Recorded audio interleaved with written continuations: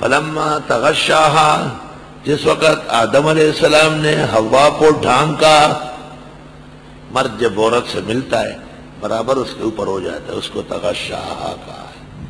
طریقہ بھی بتا دیا کہ کونے کانچے سے کام نہیں چلے گا، پورے کشتی کو بھرنا ہوگا۔ یہ قرآن ہے۔ جمع کا طریقہ بھی بتا دیا، فلما تغشاہا۔ عربوں میں دو رائے ہیں، بعض لوگ کہتے ہیں کہ بیوی موٹی تازی اچھی ہے، اور وہ یہی کہتے ہیں کہ سفینہ لمبی چوڑی ہو تو سامان زیادہ اٹھائے گی، اور بعض کا خیال یہ ہے کہ نہیں، عورت دبلی پتلی اچھی ہے۔ وَمُحَفَّفٍ مُحَفَّفٍ قُلْتُ لَهُ انْتَصِبْ وَمُحَفَّفٍ کالغصن، غصن کہتے ہیں شاخ کو۔ یہ کبھی نظریہ ہے۔ پشتو میں بھی کہتے ہیں کہ پتلی ہونا چاہیے۔ پیزوان میرا کہے کم بختہ و دا سے تاویگم لک لختہ۔ اللہ اکبر۔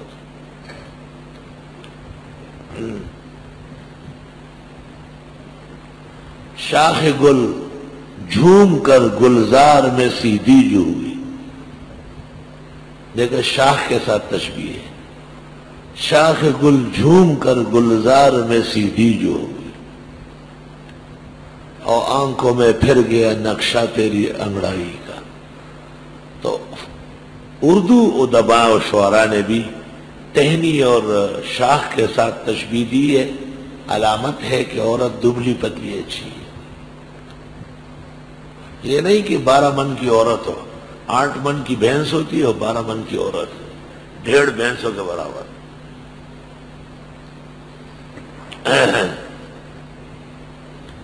فلما تغشاہا، جس وقت خاون نے ڈھانکا اسے، حملت حملا خفیفا، حاملہ ہوئی حمل باریک۔ ابتدا میں حمل پتلا باریک ہوتا ہے۔ فمرت بھی، چلتی پھرتی رہی۔ فلما اثقلت، جس وقت بھاری ہوئی، دعوا اللہ ربہما، پکارنے لگے رب کو، لئن آتیتنا صالحا، اگر آپ نے دے دیا ہم کو لڑکا نیک، لنکونن من الشاکرین، تو ہم ہو جائیں گے شکر گزاروں میں سے۔ فلما آتاہما صالحا، جس وقت دے دیا اللہ نے ان کو نیک بیٹا، جعلا لہ شرکاء، کرنے لگے اس کو شریک ٹھہرا کر، فیما آتاہما، وہ جو اللہ نے ان کو دیا، فتعالی اللہ عما یشرکون، پس بزرگ و برتر ہے اللہ ان باتوں سے جو شریک ٹھہراتے ہیں۔ ترمذی شریف کتاب التفسیر میں ہے کہ حضرت حوا کے بیٹے پلتے نہیں تھے، مر جاتے۔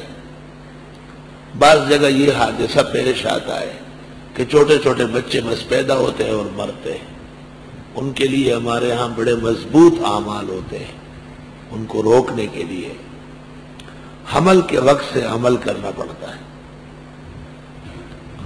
شیطان اس وقت کا جو دھتکارا ہوا ہے، اب جا کے میدان میں آ گئے، کہیں گھوم پھر کے، جیسے بے ایمان 2 گھنٹے کے لیے آیا تو آٹا مہنگا ہو گیا۔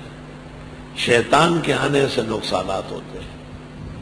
شیطان آیا اور بی بی حوا کو کہا کہ اب کے بیٹا ہو جائے تو اس کا نام رکھو عبد الحارث۔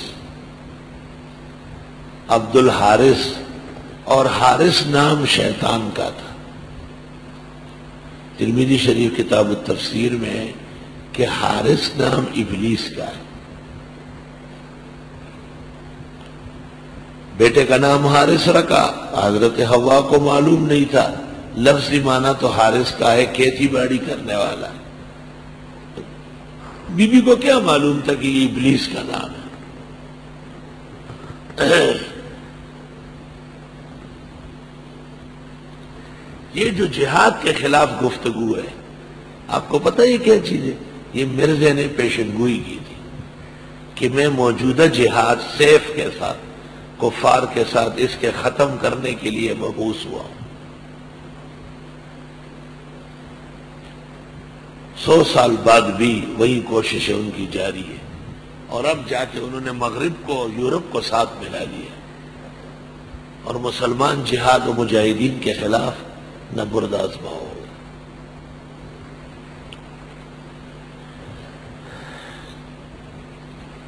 مرزا غلام احمد قادیانی کی کتاب ہے، اس کا نام ہے جنگ مقدس۔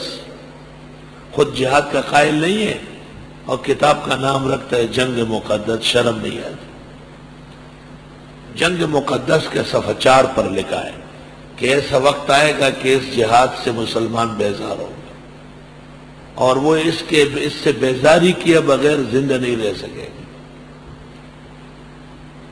پاکستان پر 60 سال پورے ہو گئے تو انہوں نے اپنا آدمی مقرر کیا بڑی مشکلوں سے، اور اس آدمی نے اس کام میں ان کی مدد کی کہ جہاد دہشت گردی ہے اور مجاہدین دہشت گرد ہے، معاذ اللہ۔ جس وقت لڑکے کا نام عبد الحارث رکھا تو آدم علیہ السلام کو وحی آئی، اور اب تعالیٰ نے کہا کہ یہ نام تو ابلیس کا ہے، کیوں ایسا نام رکھتے ہیں؟ گو انہوں نے وہ نام ہٹا دیا، لیکن اتنے مقدس گھرانے کا ایسا ارتکاب بھی قابل شکوہ ہے، اور یہ فعل پیغمبر کا نہیں ہے کہ اتہام ہو جائے عصمت کے خلاف، یہ پیغمبر کی بیوی کا ہے، اور ان تتوبا الی اللہ فقد صغت قلوبکما، بیویوں سے تو خطائیں ہو سکتی۔ بعض علماء نے اس روایت سے اختلاف کیا ہے، اس روایت کی وجہ سے جس میں ہے کہ اچھا نام حارث ہے یا اعدل الاسماء حارث ہے۔ ہم سمجھتے ہیں کہ چونکہ یہ ترمذی کی حدیث ہے اور قرآن کی آیت کے ساتھ موافق ہے، اس لیے حارث نام نہ رکھنا یہ بہتر ہے، اور وہ روایت جس میں حارث کی بہتری آئی یا جواز آئے ہے، ہم اس روایت کو کمزور سمجھتے ہیں۔ احسن التفاسیر کا یہ کرشمہ ہے، اور عبد الحارث کو ہٹا کر کئی علی نام رکھتے ہیں اور کئی عبد الوارث کر دیتے ہیں۔ جس کا نام تقدیر میں شیطان کے ساتھ مل چکا ہو وہ یہ نام نہیں بدلے گا، اور جس کا نام تقدیر میں نہ ملا ہو تو تدبیر کے درجے میں مشورہ مفید ہو جائے گا۔